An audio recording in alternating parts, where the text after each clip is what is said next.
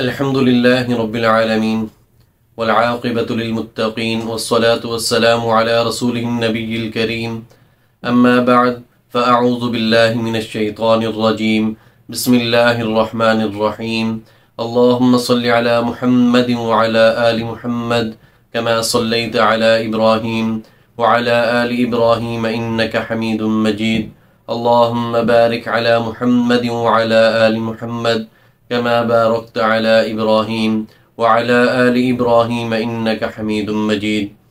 मेरे मोहतरम भाइयों बहनों, आपने कहावत तो सुनी ही होगी कि तलवार का जो ज़ख़म है वो तो भर जाता है, लेकिन ज़ुबान का दिया हुआ ज़ख़म कभी नहीं भरता। और प्रैक्टिकली आपको इस कहावत का अंदाज़ा भी हो गया होगा कि जिसने भी ये कहावत कही है बिल्कुल 100% दुरुस्त कही है, क्योंकि ज़ुबान ही है जो इंसान को बुलंद अखलाक पर पहुंचाती है और ज़ुबान ही है जो इंसान को नीचे गिरा सकती है। ये ज़ुबान के दो मीठे बोल किसी के दिल पर मरहम भी लगा सकते हैं और ज़ुबान से निकले हुए दो कड़वे बोल किसी के भी दिल को दुखा सकते हैं। इसलिए जब भी बोलना चाहिए तो बड़ा सोच समझ के बोलना चाहिए कि क्या मैं जो अल्फाज अदा करने जा रहा हूँ उससे किसी की दिल शिकनी तो नहीं होगी, किसी की दिल आज़ारी तो नहीं होगी। किसी ने क्या खूब कहा है कि इंसान जब तक नहीं बोलता तब तक अल्फाज उसके मोहताज रहते हैं, और जब वो बोल देता है तो फिर वो अल्फाज का मोहताज हो जाता है।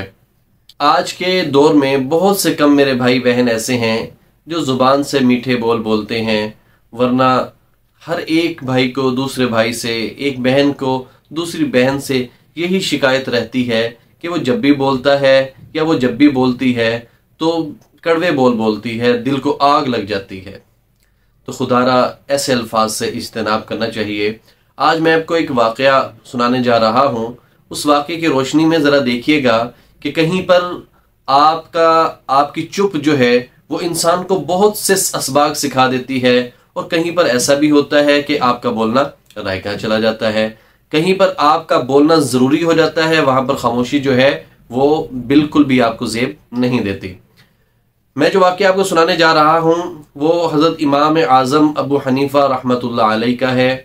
बहुत बड़े मुहद्दिस अल्लाह वाले और जिनकी हम तक़लीद करते हैं, पैरवी करते हैं। हज़रत इमाम आज़म अबू हनीफ़ा रहमतुल्लाह अलैह का मामूल था कि वो सारी रात इबादत में मशगूल रहा करते थे, तहज्जुद पढ़ते थे, नवाफिल का एहतमाम करते थे, कुरान मजीद की तिलावत का एहतमाम किया करते थे और उसके अलावा कसरत से दुआएं मांगा करते थे। हज़रत इमाम आज़म अबू हनीफ़ा रहमतुल्लाह अलैह इबादत की गर्ज से छत पर रात के वक्त इबादत में मसरूफ़ थे। तो इनका एक पड़ोसी था जो पेशे के एतबार से मोची था, और वो रोज़ाना जो है रात को शराब पीता, शराब पीकर गुलगबाड़ा करता, ओल फोल बकता। जैसा कि आपको मालूम है कि जो शख्स शराब पीता है तो नशे में धुत हो जाता है, फिर उसे पता नहीं चलता कि वो क्या बोल रहा है, किसे बोल रहा है, कौन सा अल्फाज अदा कर रहा है। तो हज़रत इमाम आज़म अबू हनीफ़ा रहमतुल्लाह अलैह की इबादत में खलल भी आता था, लेकिन इमाम आज़म अबू हनीफ़ा रहमतुल्लाह अलैह ने कभी उससे शिकायत नहीं की। कभी उसके दरवाजे पर दस्तक देकर ये नहीं कहा कि भाई अपनी आवाज़ को आहिस्ता कर लें, मुझे तकलीफ होती है या मेरी इबादत में खलल आता है। हस्ब दस्तूर इमाम आज़म अबू हनीफ़ा रहमतुल्लाह अलैह रात के वक्त इबादत की गर्ज से छत पर तशरीफ़ ले गए, इबादत में मशगूल थे, लेकिन उस दिन शोर ना आया। तो वो बड़े हैरान हुए कि आज क्या खैरियत है कि उस भाई की तबीयत तो ठीक है, शोर नहीं आया। तो लिहाजा सुबह के वक्त उन्होंने दरवाजे पर दस्तक दी, घर वालों ने दरवाज़ा खोला तो पूछने पर मालूम हुआ कि उस शख्स को घर वालों ने पुलिस के हवाले कर दिया है, क्योंकि तमाम घर वाले उससे तंग थे कि वो ना तो खुद सोता था और ना ही किसी को सोने देता था। तो जिसकी वजह से घर वालों ने तंग आकर पुलिस में रिपोर्ट दर्ज करवाई और पुलिस उसको उठाकर ले गई। तो इमाम आज़म अबू हनीफ़ा रहमतुल्लाह अलैह ने जब ये सुना तो परेशान हुए। उसके बाद वो अपनी इल्मी मसरूफियात में थोड़े मसरूफ़ हो गए। फिर उन्हें याद आया और वो शहर का जो हाकिम होता है उसके पास तशरीफ़ लेकर गए। हाकिम शहर ने जब देखा कि इमाम आज़म अबू हनीफ़ा रहमतुल्लाह अलैह तशरीफ़ ला रहे हैं तो वो दौड़ा आया। उसने आकर इस्तकबाल किया और शिकायत की कि हज़रत आपने मुझे बुला लिया होता, खुद आने की जहमत क्यों की, मैं सर के बल हाजिर हो जाता, आप मुझे एक दफ़ा आवाज़ तो देते या किसी के हाथ पैगाम पहुंचा देते। तो इमाम आज़म अबू हनीफा रहमतुल्लाह अलैह ने फरमाया कि भाई जिसका काम होता है उसी को जाना चाहिए। तो वो हाकिम वक्त बड़ा हैरान हुआ कि इमाम आज़म अबू हनीफा रहमतुल्लाह अलैह को मुझसे क्या काम हो सकता है। तो खैर हज़रत इमाम आज़म अबू हनीफा रहमतुल्लाह अलैह ने अपना मुद्दा बयान किया कि इस तरह तुम्हारी पुलिस ने फलान जो बंदा है पेशे के एतबार से मोची है उसको कैद में डाल दिया है, तो मैं उसकी रिहाई का मुतालबा करने आया हूं। तो सबसे पहले तो हाकिम वक्त ने छानबीन की कि क्या वाकई इस नाम का बंदा मोची जो है वो वाकई कैद में है। तो पता चला कि हाँ जी वो कैद में है। तो फिर वो थोड़ा हैरान हुआ कि एक शख्स जो पेशे के एतबार से मोची है उसके घर वालों ने ही रिपोर्ट दर्ज करवाई कि ये शराब पीता है, ऑल फोल बकता है, ना खुद सोता है ना सोने देता। ऐसे शख्स की जो है इमाम आज़म अबू हनीफा रहमतुल्लाह अलैह रिहाई का मुतालबा कर रहे हैं और कहते हैं कि मैं अपनी जमानत पर उसे रिहा करवाने का मुतालबा करने आया हूं। तो इमाम आज़म अबू हनीफा रहमतुल्लाह अलैह ने उनसे कहा कि भाई मेरा मुतालबा जायज़ है तो पूरा कर दो, और अगर नहीं जायज़ तो वो भी बता दो। तो हाकिम वक्त ने कहा कि आप घर तशरीफ़ लेकर जाइए, मैं उन्हें भिजवा देता हूँ।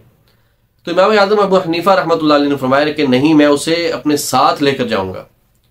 लिहाजा हाकिम वक्त ने उस मोची को आज़ाद करवाया, कैद से रिहाई दिलवाई।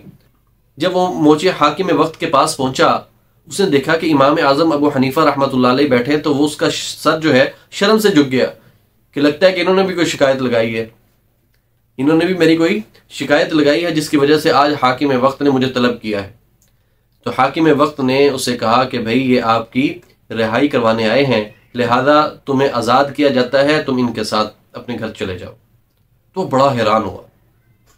हाकिम वक्त के घर से लेकर इमाम आज़म अबू हनीफा रहमतुल्लाह अलैह जब अपने घर तशरीफ़ लेकर आए, उस तमाम रास्ते में हज़रत इमाम आज़म अबू हनीफा रहमतुल्लाह अलैह ने उस मोची को एक भी नसीहत नहीं की, एक भी नसीहत नहीं की, एक मर्तबा भी उसको बुरा भला नहीं कहा और ना ही उसे जो है शर्मिंदा किया। तो तमाम रास्ता जो है वो खामोशी से कट गया।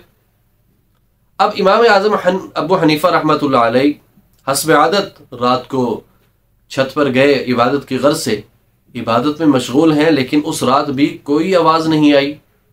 तो फिर बड़े हैरान हुए कि अब तो वो आज़ाद हो चुका है, आया कि उसकी तबीयत ठीक है या नहीं ठीक, पता करना चाहिए।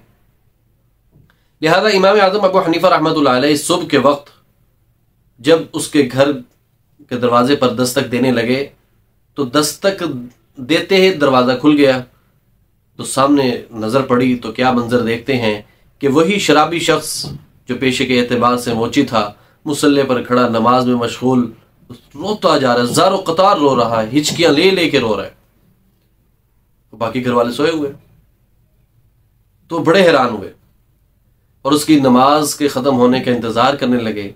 जब उसकी नमाज ख़त्म हुई तो उसकी नज़र इमाम आज़म अबू हनीफा रहमतुल्लाह अलैह पर पड़ी, तो वो दौड़ा दौड़ा आया और आपके साथ लिपट गया। कहने लगा कि आपने मुझे एक नशे से तो निजात दिलवा दी है, लेकिन अपनी मोहब्बत का नशा जो मेरे दिल में डाल दिया है उससे मुझे कैसे निजात दिलवाएंगे। अल्लाह अकबर, अल्लाह अकबर। एक लफ्ज़ भी अदा नहीं किया, एक नसीहत भी नहीं की, लेकिन उस शख्स पर उनकी खामोशी का इतना गहरा असर पड़ा और उनकी मोहब्बत का इस कदर गहरा असर पड़ा कि वो आपका दीवाना हो गया। और उस कहने लगा कि हजरत, मैं शराब इसलिए पीता था कि मैं पेशे के एतबार से मोची था। लोग जो है मुझे तरह तरह की बातें की सुनाया करते थे, मुझे हकीर जाना करते थे, हकारत अमेज रवैया मेरे साथ इख्तियार किया करते थे। तो मैं अपना गम भुलाने के लिए, अपना गम हल्का करने के लिए रात को पी लिया करता था। लेकिन आपने जो मुझे इज्जत बख्शी है, आज मैं ये समझता हूं कि मैं शहर का सबसे ज्यादा मुअज़्ज़ज़ शख्स हूं। अल्लाह अकबर। तो मेरे मोहतरम भाइयों बहनों, आज मैं और आप अगर किसी शख्स में कोई बुराई को देखकर उसको इग्नोर कर दें और उसकी अच्छाइयों का चर्चा करने लग जाएं, तो यकीनन वो शख्स अपनी बुराई से दस्तबरदारी इख्तियार कर लेगा, वो अपनी बुराई को हमेशा के लिए छोड़ देगा। लेकिन अफसोस की बात यह है कि आज जब हम किसी में कोई बुराई देखते हैं तो हम उसकी बुराई का चर्चा आम कर देते हैं और फिर वो शख्स जब उसको पता चलता है कि फलां शख्स ने मेरी फलां शख्स के सामने बुराई की है, तो वो और डिटाई का मुजाहरा करता है कि अब लोगों को तो पता चल गया कि मैं कैसा हूं, तो लिहाजा अब खुल के जो है वो बुराई इख्तियार करो। तो लिहाजा किसी भी शख्स के अंदर कोई भी बुराई देखें, अल्लाह रब्बुल इज़्ज़त की ज़ात जो है वो बड़ी गफूर रहीम है। जब वो माफ़ कर सकती है तो मुझे भी और आपको भी उफ़्फ़ो दरगुजर से काम लेने का हुक्म दिया गया है। तो लिहाजा किसी के अंदर कोई भी ऐब देखें तो उसको दरगुजर कर दें, उसकी अच्छाई को तलाश करके उसका चर्चा आम करें। इंशाअल्लाह अज़ीज़ अन करीब बहुत जल्द वो अपनी बुराइयों को छोड़ देगा। और एक बंदा भी, एक शख्स भी मेरी और आपकी वजह से बुराई छोड़ देगा तो यकीन जाने अल्लाह की कसम उसका सवाब मेरे और आपके नाम अमाल में उस वक्त तक लिखा जाता रहेगा जब तक वो नेकियां करता रहेगा। अल्लाह अकबर। तो अल्लाह रब्बुल इज़्ज़त से दुआ है कि वो मुझे और आपको ज़ुबान से मीठे बोल बोलने की तौफीक अता फरमाए। आमीन। व आखिरु दावाना अनिल हम्दुलिल्लाहि रब्बिल आलमीन।